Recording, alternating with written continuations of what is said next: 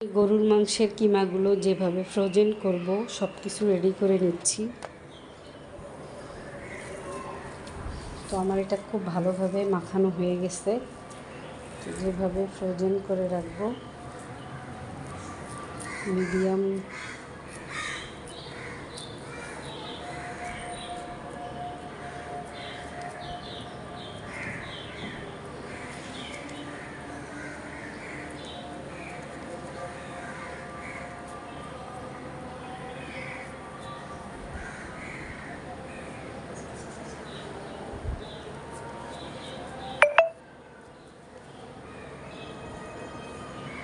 আমি এইভাবে ফ্রোজেন করে রাখবো।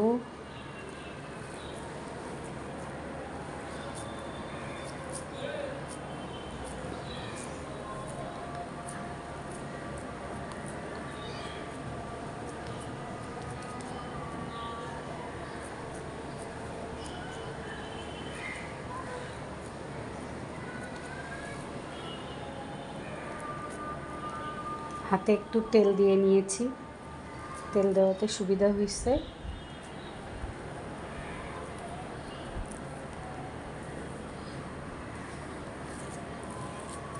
অনেকক্ষণ রেস্টে রেখেছিলাম।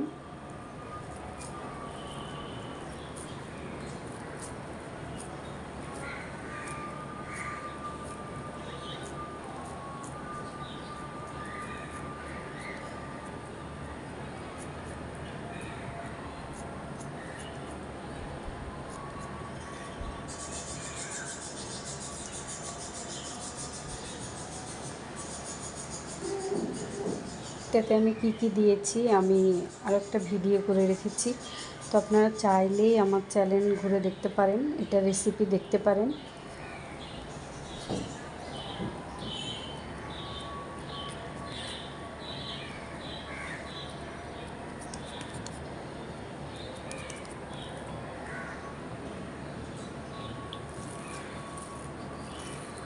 তো এখন আমি এইভাবে সবগুলো কিমা বানিয়ে নিব ফ্রোজেন করার জন্য।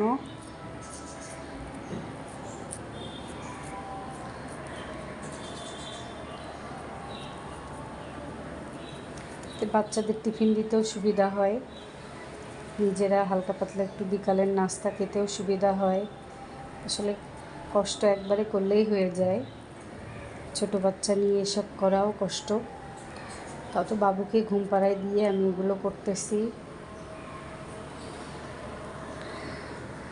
এই তো একটু করতেই বাবু উঠে গেছে, তো আমি চলে গেলাম। আল্লাহ হাফেজ, আরও বানানো বাকি আছে।